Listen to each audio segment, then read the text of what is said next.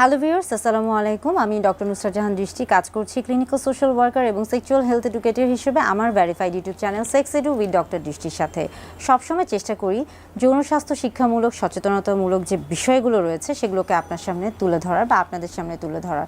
অনেক সময় অনেকেই আমার verified YouTube channel sex edu with doctor দৃষ্টিতে বিভিন্ন ধরনের যৌন স্বাস্থ্যমূলক বিশেষ কিছু প্রশ্ন করে থাকেন, যেগুলোর উত্তর দেওয়ার চেষ্টা করি একটু সহজভাবে ভিডিও বার্তার মাধ্যমে।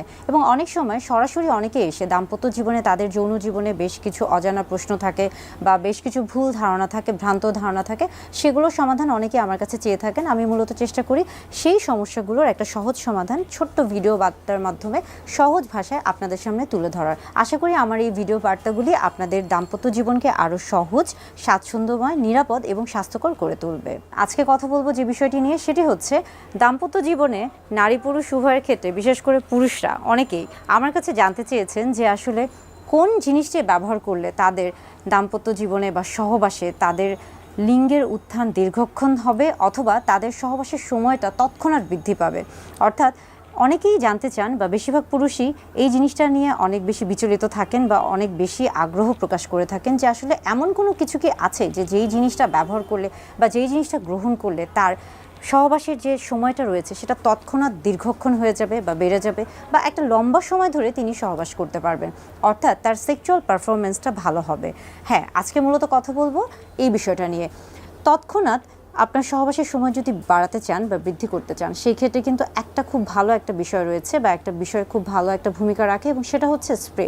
আপনি যদি স্প্রে ব্যবহার করে থাকেন সেই ক্ষেত্রে কিন্তু আপনার সহবাসের যে সময়টা রয়েছে সেটা কিন্তু তৎক্ষণাৎ বেড়ে যায়। সেই ক্ষেত্রে আসুন আসলে বুঝতে হবে যে স্প্রেটা কী, স্প্রেটা কেন ব্যবহার করা হচ্ছে, স্প্রেটা কী কাজে লাগছে বা স্প্রেটা কখন ব্যবহার করছে এবং স্প্রের ভূমিকাটা কী, বা স্প্রে ব্যবহার করার ফলে এটার উপকারিতা কী বা অপকারিতা কী, আদৌ কোনো উপকারিতা আছে কি না বা অপকারিতা আছে কি না, এই প্রত্যেকটা বিষয় নিয়ে আজকে কথা বলবো। আমরা মূলত অনেকেই সেক্সুয়াল যে বিষয়গুলো রয়েছে বা আমাদের দাম্পত্য জীবনে নারী পুরুষ স্বামী স্ত্রীর ক্ষেত্রে যে বিষয়গুলো নিয়ে আলোচনা করে থাকি, সেখানে দেখা যায় যে অনেকেই বিভিন্ন ধরনের প্রশ্ন করে থাকেন এবং তাদের মধ্যে একটা খুব কমন যে প্রশ্ন বা একটা খুব কমন যে আগ্রহ বা কৌতূহল থাকে, এবং সেটা হচ্ছে মূলত যৌন জীবনে দীর্ঘক্ষণ সহবাসে লিপ্ত থাকা। এটা নিয়ে কিন্তু অনেকের অনেক প্রশ্ন থাকে এবং এই বিষয়ে কিন্তু অনেক ধরনের ওষুধ রয়েছে, অনেক ধরনের আমরা বলে থাকি যে উপাদান রয়েছে, যেগুলো গ্রহণ করলে আপনি খুব সহজেই লম্বা সময় ধরে সহবাস করতে পারবেন।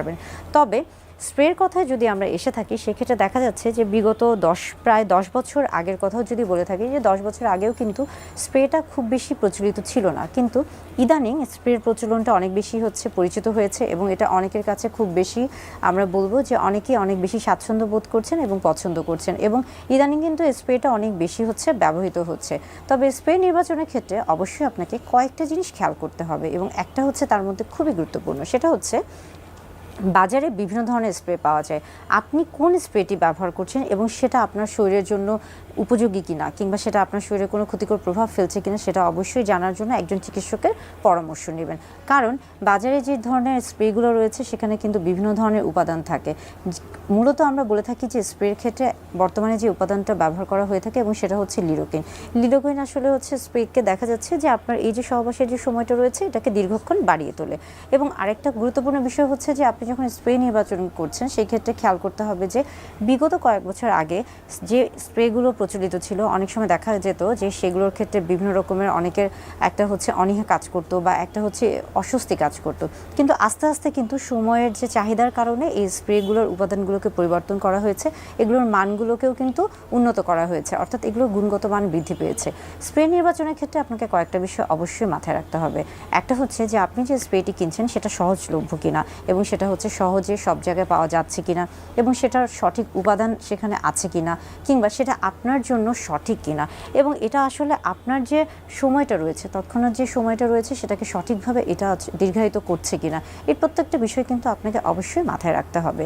এখন আসি যে স্প্রে বিষয়ে যদি আমরা আসি, সেই ক্ষেত্রে খেয়াল করতে হবে যে স্প্রেটা কিভাবে ব্যবহার করা হয়। স্প্রে মূলত পুরুষদের ক্ষেত্রে, অর্থাৎ পুরুষ লিঙ্গে ব্যবহার করা হয়ে থাকে, এবং সেই ক্ষেত্রে খেয়াল করতে হবে যে খুব বেশি না, 2 থেকে 3 বার চাপ দিয়ে যদি আপনি ব্যবহার করে থাকেন তাহলে কিন্তু এটা হচ্ছে যথেষ্ট।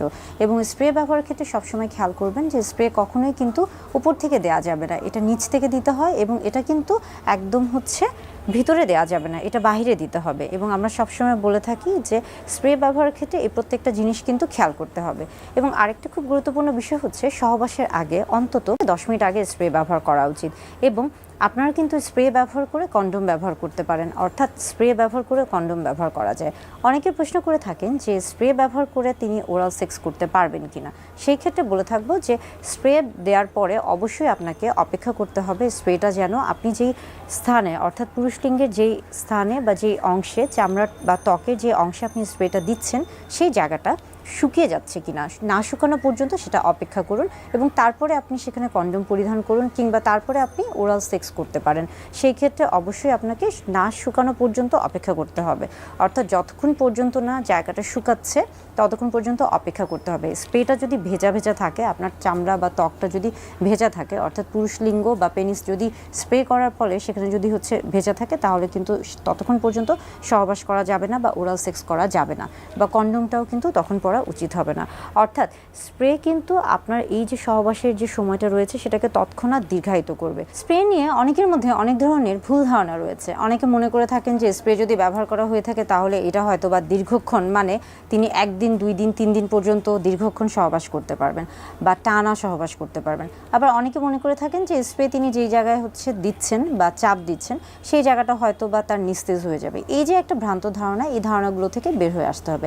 স্প্রে আসলে কিভাবে কাজ করছে, আপনি যখন যৌন উত্তেজক কোনো কিছু দেখছেন বা আপনার মধ্যে যখন যৌন উত্তেজনা কাজ করছে, তখন কিন্তু আপনার যে শরীরে, বিশেষ করে পুরুষদের ক্ষেত্রে আমরা বলে থাকি পুরুষলিঙ্গের রক্ত সঞ্চালনটা বৃদ্ধি পায় এবং সেখানে তখন যৌন উত্তেজনা তৈরি হচ্ছে এবং সেখানে দেখা যাচ্ছে যে রক্ত সঞ্চালন যখন আপনার বৃদ্ধি পাচ্ছে তখন কিন্তু আপনার লিঙ্গ উত্থান হচ্ছে এবং এই লিঙ্গ উত্থানের ফলে সেখানে কিন্তু বীর্যটাও খুব তাড়াতাড়ি বের হয়ে যাওয়ার একটা প্রবণতা কাজ করে থাকে।